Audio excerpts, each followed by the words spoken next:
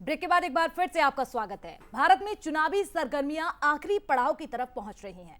लोकसभा चुनाव के नतीजे 4 जून को आएंगे और चुनावी रैलियों में मुद्दे तो खूब उछले, लेकिन पाकिस्तान का जिक्र दाल में तड़के की तरह है, जिसके बिना ना चुनावी माहौल बनता है, ना ही सियासतदानों की बातें पूरी होती हैं। लेकिन इस बीच सवाल ये उठता है कि जब भारत के चुनाव में पाकिस्तान का जिक्र होता है तो फिर पाकिस्तान में भारत के चुनाव को लेकर क्या चर्चा है।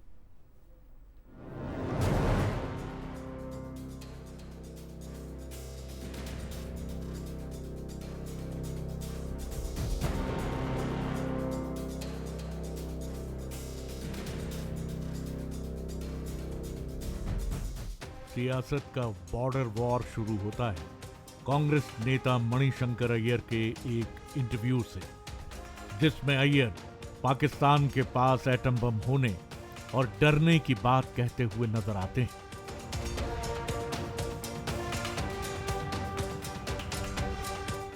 जिसके बाद बीजेपी ने पाकिस्तान के बहाने कांग्रेस को जमकर घेरा। खुद प्रधानमंत्री नरेंद्र मोदी ने भी चुनावी सभाओं के दौरान अय्यर और राहुल गांधी पर तीखे वार किए। ये कि वो भी एक सॉवरेन मुल्क है और कि उनकी भी इज्जत है, और उस इज्जत को कायम रखते हुए आप उनसे जितनी कड़ी बात करना चाहते हो करो, लेकिन बात तो करो। बंदूक को लेकर आप घूम रहे हो और उससे क्या हाल मिला? कुछ नहीं। और कोई भी पागल वहां आ जाए तो क्या होगा देश का? किसी पागल ने हमारे बम को लाहौर स्टेशन में फूटा तो 8 सेकंड के 8 पल के अंदर उसकी जो रेडियो एक्टिविटी है वो अमृतसर पहुंचेगी।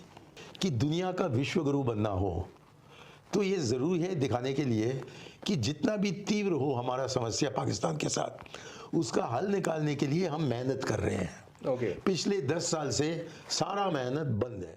ये देश के मन को भी मार रहे हैं और कांग्रेस का हमेशा ऐसा ही रवैया है। ये जो पाकिस्तान के बम बम बम की बातें करते हैं ना, आज तो पाकिस्तान का हालात ये है कि बम को संभालना कहां, वो भी उसके बस का रोग नहीं है। ये सिलसिला यहीं नहीं रुका। प्रधानमंत्री मोदी कई बार मंच से पाकिस्तान और कांग्रेस पर हमलावर मूड में नजर आए, लेकिन हाल ही में पाकिस्तान के पूर्व मंत्री और दिल्ली के सीएम अरविंद केजरीवाल के ट्वीट वार से सियासी गर्म हवाएं लू में तब्दील हो गई। पाकिस्तान में इमरान खान सरकार में मंत्री रहे चौधरी फवाद हुसैन ने दिल्ली के सीएम अरविंद केजरीवाल की तस्वीरों को रीट्वीट कर भारत को लेकर टिप्पणी की। फवाद ने लिखा, शांति और सद्भाव नफरत और अतिवाद की ताकतों को हरा दे। फवाद ने ट्वीट किया तो अरविंद केजरीवाल ने ट्वीट से ही उसका जवाब दिया। केजरीवाल ने लिखा था, चौधरी साहब, मैं और मेरे देश के लोग अपने मसलों को संभालने में पूरी तरह से कॉम्पिटेंट हैं। आपके ट्वीट की जरूरत नहीं है। इस वक्त पाकिस्तान के हालात बहुत खराब हैं। आप अपने देश को संभालिए। ट्वीट वार यहीं पर नहीं रुका। केजरीवाल के ट्वीट पर फवाद चौधरी ने फिर रीट्वीट किया और लिखा, सीएम साहब, चुनाव आपका ही मुद्दा है। भारत हो या पाकिस्तान, अतिवाद की कोई सीमा नहीं होती। जिसकी भी अंतरात्मा होगी वो इसे सही नहीं कहेगा। पाकिस्तान में स्थिति आदर्श नहीं है, पर हर किसी को बेहतर होने की कोशिश करनी चाहिए। चुनावों में जैसे ही पाकिस्तान कनेक्शन जुड़ा, बीजेपी ने इसे भुनाने में जरा भी देर नहीं की। कांग्रेस और राहुल गांधी पर पाकिस्तान परस्ती के आरोप मढ़ने वाली बीजेपी ने अरविंद केजरीवाल को टारगेट पर लिया।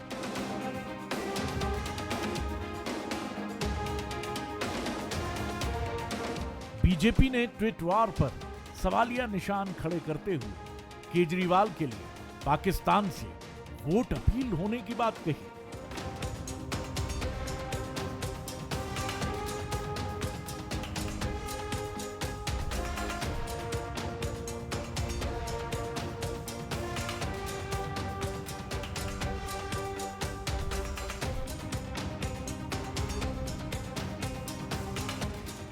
फवाद चौधरी, केजरीवाल और पीएम मोदी के बयानों की चर्चा भारत में तो खूब रही, लेकिन जिस भारत में पाकिस्तान के चुनाव की चर्चा भी जोरों पर रहती है, तो क्या पाकिस्तान में भी भारतीय चुनाव से चर्चाओं का बाजार गर्म होता है?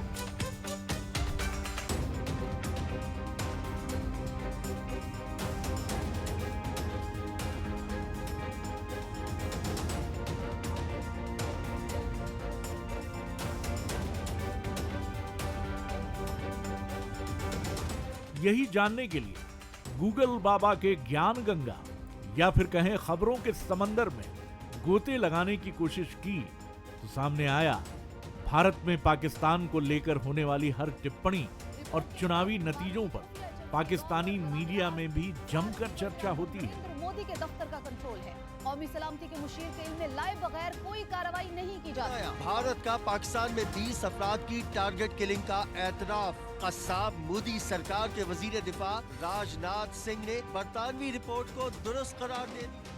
पीएम मोदी के एक भारतीय न्यूज चैनल को दिए गए इंटरव्यू को भारत में पाकिस्तान के पूर्व उच्चायुक्त अब्दुल बासित ने सोशल मीडिया पर शेयर किया। इसमें उन्होंने कहा, पाकिस्तान का भला ही इसमें छिपा है, सब्र रखिए, भारत को पाकिस्तान की ज्यादा जरूरत है।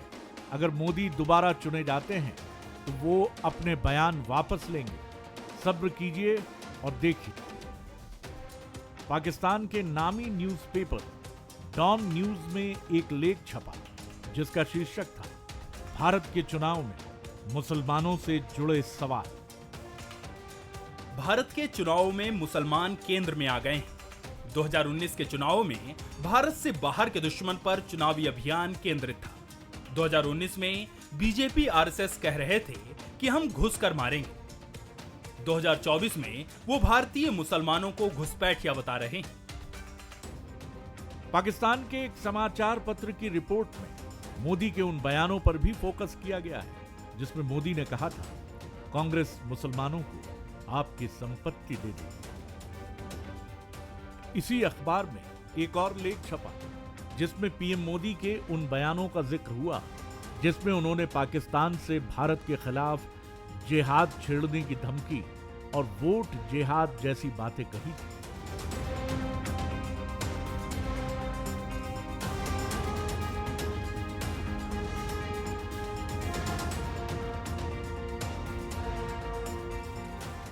यह अखबार लिखता है कि अगर नरेंद्र मोदी तीसरी बार भारत के प्रधानमंत्री बनते हैं तो भारत और पाकिस्तान के रिश्ते ज्यादा खराब हो सकते हैं। यह अखबार कहता है, anti Pakistan anti Muslim theme BJP की सोच का हिस्सा है। ऐसे में अगली सरकार में भारत पाकिस्तान के संबंध सुधरने की गुंजाइश कम है।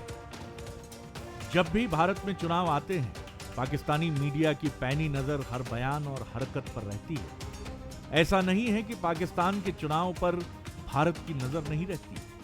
देश के हर गली कूचे में पाकिस्तान की हालत और वहां के चुनाव की चर्चा गर्म रहती है।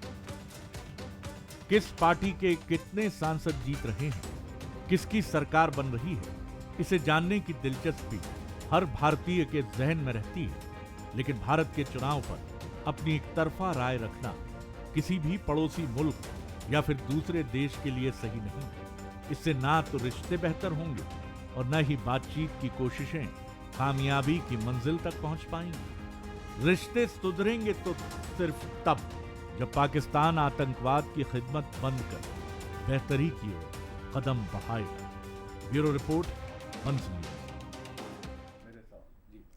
तो निश्चित तौर पर अब अगर चुनावों के वक्त में पाकिस्तान का जिक्र ना हो तो ये चुनाव सूना सूना सा लगता है। और हमने तमाम ऐसे चुनाव देखे हैं, विधानसभा के चुनाव हो, लोकसभा चुनाव हो, मुद्दे जो होते हैं असल मुद्दे होते हैं, उन मुद्दों के साथ साथ पाकिस्तान का शब्द भी उन चुनावों में आ जाता है और फिर उस पर बार आरोप प्रत्यारोप का असर भी देखने को मिलता है। चलिए, हमारे साथ पाकिस्तान से वरिष्ठ पत्रकार जनाब राणा अली जोहेब हमारे साथ जुड़ गए हैं और हमारे साथ हमारे न्यूज़ हेड शरद द्विवेदी जी भी जुड़े हुए हैं। शरद जी, बात करेंगे राणा अली जोहेब जी से। बिल्कुल, बहुत इस्तकबाल करता हूं राणा अली जोहेब साहब आपका मंजिल न्यूज़ पर। बहुत शुक्रिया आपका कि आपने फिर हमें वक्त दिया। हम ये जो बात कह रहे थे कि चाहे मसला पाकिस्तान के इलेक्शन का हो या मसला हिंदुस्तान के इलेक्शन का हो, दोनों मुल्कों की काफ़ी दिलचस्पी इसमें बनी रहती है। पहला मेरा सवाल यही है कि जिस तरह हमारे दिल्ली के सीएम केजरीवाल साहब और आपके इमरान खान साहब के जो पूर्व मंत्री रहे उनकी गवर्नमेंट में फवाद साहब, उनके बीच में जिस तरह से ट्विटर पर एक गुफ्तगू हुई है, काफ़ी दिलचस्प रही है वो, और तमाम जो पाकिस्तानी मीडिया है वो भी इस समय इलेक्शन को लेकर काफ़ी, किस तरह का माहौल है मैं आपसे जानना चाहता हूं पाकिस्तान में भारत के इलेक्शन को लेकर, दिलचस्पी से लेकर जो तमाम मसाइल हैं उनको लेकर। जी शरद साहब, बहुत शुक्रिया आपका पहले तो मुझे इनवाइट करने के लिए। जी और दूसरा मैं गुजारिश ये कर दूं कि जो रेफरेंस आपने दिया है फवाद चौधरी साहब का और उसके बाद केजरीवाल साहब का जो ट्विटर पे एक उनकी बात हुई है, देखें मुझे याद है कि जब एक ये जनरल इलेक्शन तो हमारे यहाँ 2024 में फरवरी में हुआ, लेकिन उससे पहले वो दिन मुझे बड़ी अच्छी तरह से याद है जिस दिन इमरान खान साहब की गवर्नमेंट जो है उसको खत्म किया गया था और उनको घर भेजा गया था। तो पड़ोसी मुल्क होने की हैसियत से शायद मैं सुबह 8 बजे से लेके तो रात 2:30-3 बजे तक लगातार हिंदुस्तानी मीडिया के ऊपर हम उनको अपडेट कर रहे थे। बिल्कुल ये एक दिलचस्पी थी कि जो आपका मुल्क जो है वो जानना चाह रहा था कि यहाँ पे क्या हो रहा है, कैसा हो रहा है, किस तरह से मामला चल रहे हैं। तो सेम सिचुएशन हमारे यहाँ भी होती है, क्योंकि आप ये देखिए कि जब इमरान खान साहब गवर्नमेंट में आए थे तो उन्होंने सबसे पहली जो अनाउंसमेंट की थी वो ये की थी कि हम इंडिया के साथ मिलके चलना चाहते हैं, अगर मोदी साहब 1 कदम बढ़ाएंगे तो हम 2 कदम बढ़ाएंगे। लेकिन बदकिस्मती से उनके 2.5 से 3 सालों में पाकिस्तान और इंडिया के जो ताल्लुकात हैं इमरान खान के दौर के वो ठीक नहीं हो सके। फिर उसके बाद आ जाए कि जब इनका गवर्नमेंट खत्म हुई तो शहबाज शरीफ प्राइम मिनिस्टर आए, उन्होंने भी यही कहा कि हम इंडिया के साथ अच्छे ताल्लुकात चाहते हैं। फिर मामला तो सर्दमोहरी का जो है वो शिकार हो गई। अब जब 2024 का इलेक्शन हुआ तो जो पाकिस्तान मुस्लिम लीग नून जो करंटली पावर में है, इन्होंने जो अपना मैनिफेस्टो दिया, उस मैनिफेस्टो में एक चीज शामिल थी कि हम भारत के साथ अच्छे ताल्लुकात और तजारती ताल्लुकात जो है वो चाहते हैं। देखिए, पाकिस्तान की तरफ से हमेशा से एक कोशिश रही है कि हम आप लोगों के साथ बात करें, बट फैक्ट ये है कि आपकी तरफ से मतलब भारत की तरफ से ये जवाब आता है कि हम बात क्यों करें और किसके साथ करें। देखिए, डिप्लोमेटिक एनक्लेव या डिप्लोमेटिक ट्रैक यही कहता है कि जो बंदा डिप्लोमेटिक सीट पे बैठा है आपने डेफिनेटली उसके साथ ही बात करनी है। अब हिंदुस्तान में जो इस वक्त मामला चल रहा है, जो चुनाव का माहौल है वहां पे, इसमें हमें आपके भारत के जो एक मतलब के इलेक्शन के दौरान जो एक चुनाव के लिए जलसे जुलूस होते हैं उनमें जिक्र होता है पाकिस्तान का, उनमें जिक्र होता है मैनिफेस्टो का, कांग्रेस का, कि जी कांग्रेस जो है वो पाकिस्तानी मुसलमानों को और भारतीय मुसलमानों को एक किसी तरह से आगे लेके आना चाहती है। तो जब तक बीजेपी का जो हमारे यहाँ एक एजेंडा और नजरिया जो हमारे सामने पेश आता है या हम समझते हैं, वो यही है कि वो मुसलमानों के अगेंस्ट हैं, चाहे वो अपने मुल्क में है चाहे वो किसी और मुल्क में है। ठीक है, अब बीजेपी एक तरफ ये बात करते हैं मोदी साहब जी इनके बच्चे ज्यादा होते हैं, वो बच्चों की स्टेटमेंट को लेके बड़ा आगे इन पे क्रिटिसाइज हुआ। फिर अगले ही लम्हे को 2-4 दिन बाद जब वो देखते हैं कि ये मेरे इलेक्शन पे इसका असर पड़ने लग गया है, लोग मुझे मुसलमान वोट नहीं देंगे, वो वहां पे मुकर जाते हैं, वो कहते हैं जी मैंने ये बात ही नहीं की है। तो ये इस चीज को लेके देखें, जब वो आपके प्राइम मिनिस्टर जो इस वक्त एक प्रेसिडेंशियल कैंडिडेट भी हैं, जो इलेक्शन लड़ रहे हैं, जो चुनाव के अंदर मौजूद हैं, वो एक तरफ एक बात करते हैं और अगले ही लम्हे उस बात से मुकर जाते हैं। राणा साहब, लेकिन सियासत के कई पहलू होते हैं और आप भी ये देखें कि बीजेपी की ही वो गवर्नमेंट थी जब समझौता एक्सप्रेस, आप अभी कह रहे थे कि कहाँ हम बात करें, ये मौका उसका नहीं है कि आप और हम उसमें उलझें कि किसने पहल की किसने कम की, क्योंकि यहाँ से समझौता एक्सप्रेस गई थी, तमाम चीज़ें थीं और बड़े यहाँ बॉलीवुड के नामचीन एक्टर भी थे।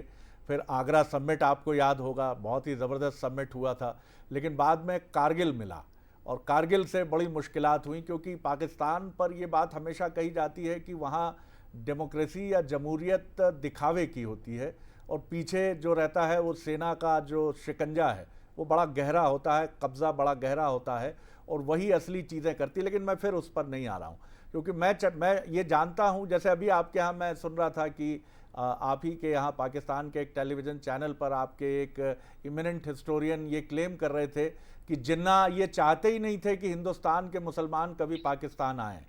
तो ये तमाम चीज़ें हैं, इनके अलग अलग नुक्ताए नज़र होगा, लेकिन बात मोहब्बत की होनी चाहिए दोनों तरफ से, और होती भी है।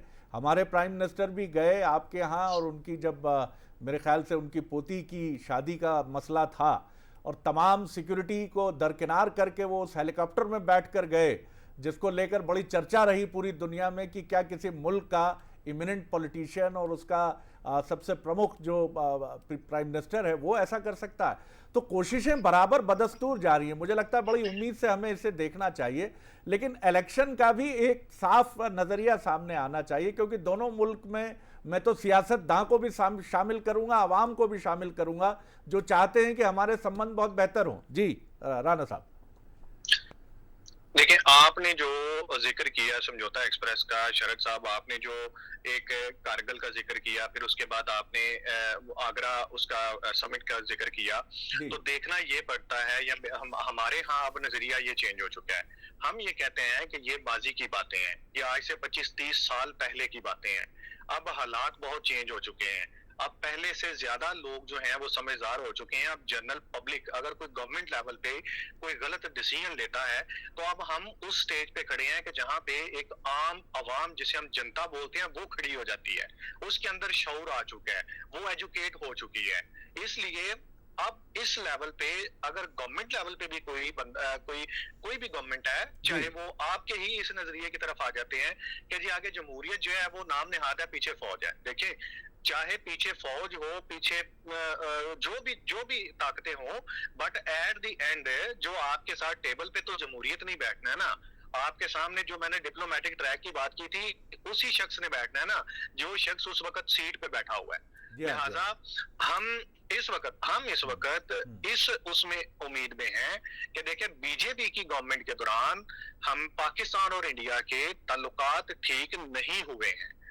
और अगर ये कहा जाए कि बीजेपी गवर्नमेंट की तरफ से, आपकी तरफ से इन ताल्लुकात को बेहतर करने के लिए कोई खातिर खा कोशिश भी नहीं की गई, तो ये भी बेसूद होगा। ऐसा बिल्कुल भी नहीं है। हम आज भी यही चाहते हैं कि गवर्नमेंट जो भी आए, चाहे कांग्रेस की आ जाए, चाहे बीजेपी की आ जाए, लेकिन एक बात आज आपके इस टेलीविजन के तवसत से मैं कह रहा हूं कि अगर 2 दफा के मोदी साहब पाकिस्तान के साथ ताल्लुकात बेहतर बनाने में नाकाम रहे हैं, तो ये पत्थर पे लकीर है कि वो तीसरी दफा भी अगर पीएम बनते हैं तो वो पाकिस्तान के साथ अपने ताल्लुकात बेहतर नहीं बनाएंगे, वो नहीं आगे बढ़ेंगे।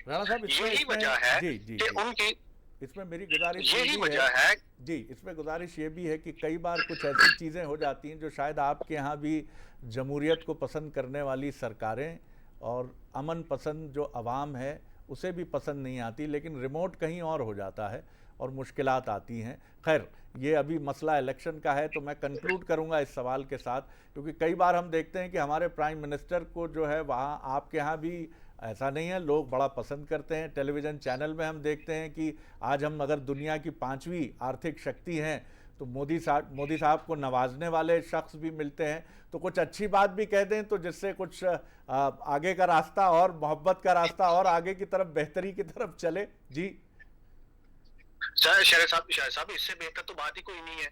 मैं एज अ जर्नलिस्ट में आपसे ये बात शेयर कर रहा हूँ कि देखिए, जितनी शायद पाकिस्तानी अवाम जितने भी लोग मेरे साथ आज तक, क्योंकि उनको पता है कि मैं आप जैसे भाइयों की मोहब्बत की वजह से मैं इंडियन टीवी चैनल्स पे आता रहता हूं, तो बड़े लोग मुझसे मिलते हैं जो ये कहते हैं कि हम इंडिया जाना चाहते हैं, हम विजिट करना चाहते हैं, हम चंडीगढ़ देखना चाहते हैं, हम आगरा विजिट करना चाहते हैं, लेकिन हमें जो दिल्ली सरकार है उनकी तरफ से एक रोक लगी हुई है, एक रोक लगा हुआ है कि हमें वीजे नहीं मिलते हैं। मेरी देखिए गुजारिश आपसे भी ये है कि हम पॉजिटिविटी, मोहब्बत की तरफ जाएंगे, लोग, जनता एक दूसरे से मिलेगी तो ही ये बातें आगे बढ़ेंगी ना। अगर ऊपरले लेवल पे लोग बैठे ये फैसला करेंगे कि कौन किससे मिलेगा, कौन किससे नहीं मिलेगा, तो नीचे नफरतें ही पैदा होंगी, नीचे डेफिनेटली मोहब्बत पैदा नहीं होगी।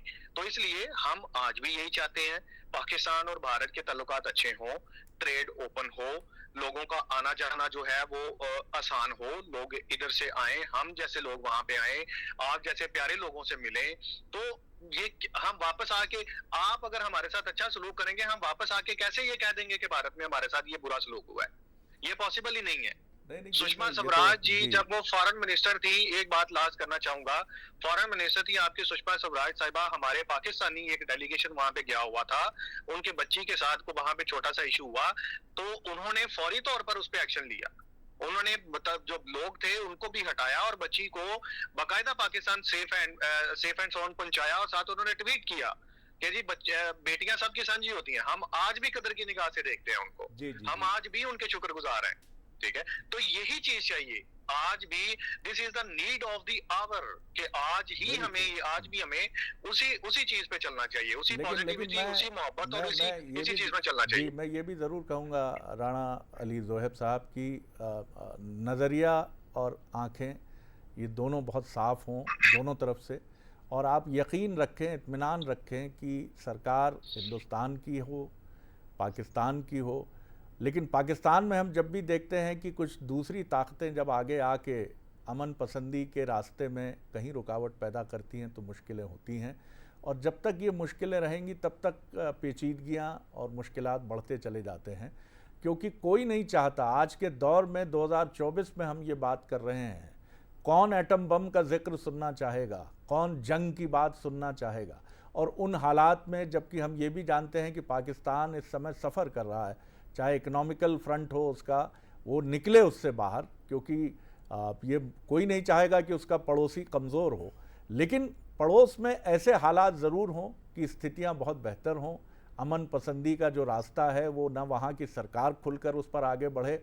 और देखिए, आप एक ऐसे मुल्क के पड़ोसी हैं जो कभी एक ही थे, तो आज आप छोटे भाई कहने में मुझे हर्ज नहीं है कि पाकिस्तान भारत का छोटा भाई हो सकता है, रहा है, तो आप उस नज़रिए को भी ना भूलें और उस नज़रिए से सामने आए, और मुझे लगता है कि आगे सारी चीज़ें बेहतर ही होंगी।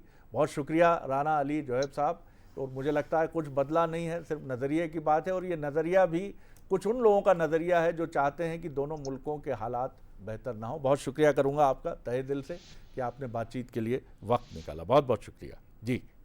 बहुत शुक्रिया सर, बहुत शुक्रिया। तो ये थे राणा अली जोहेब साहब। मसला अटक जाता है वहाँ आकर कि साहब ये हो रहा है, वो हो रहा है, लेकिन ये पाकिस्तान को भी सोचना होगा कि आखिर आपके यहाँ वो कौन सी ताकतें हैं। हमारे प्रधानमंत्री तो जाते हैं, और नवाज़ शरीफ की पोती के, और ख़ुद जिस तरह से मोदी साहब ने एक निजी टेलीविज़न चैनल को इंटरव्यू में कहा था कि जब मैं नवाज़ शरीफ के साथ उनके हेलीकॉप्टर में बैठा तो मेरी सिक्योरिटी टीम हक्की बक्की रह गई, मुझे ये नहीं करना चाहिए था। कि शायद दुनिया का कोई भी किसी भी प्राइम मिनिस्टर या प्रेसिडेंट ने शायद ऐसा कभी ना किया हो कि बिना किसी सिक्योरिटी परमिशन के मैं उनके हेलीकॉप्टर में बैठ गया। खुद भारत की पूरी सिक्योरिटी टीम हक्का बक्का रह गई थी, लेकिन प्राइम मिनिस्टर वहाँ गए, और वो शेड्यूल्ड भी नहीं था उनका वो दौरा। उन्होंने फ़ोन पर बात की तो नवाज़ शरीफ ने कहा कि आप आएँ तो मुझे अच्छा लगेगा, और प्राइम मिनिस्टर नरेंद्र मोदी साहब वहाँ पहुँच जाते हैं। तो भारत इससे ज़्यादा जेस्चर और क्या शो करेगा, लेकिन वहाँ जो सेना और ISI की बात हम सुनते हैं, ये हमेशा हिंदुस्तान के साथ रिश्तों में रोड़ा बनती हैं। तो बहरहाल एक नज़रिया, यानी पाकिस्तान में भारत का इलेक्शन ज़ेर बहस है, चर्चा वहाँ होती है, और मैं आगे ख़बरों के लिए फिर चलूँगा अपने सहयोगी साक्षी और दिनेश की तरफ। जी शुक्रिया सर। और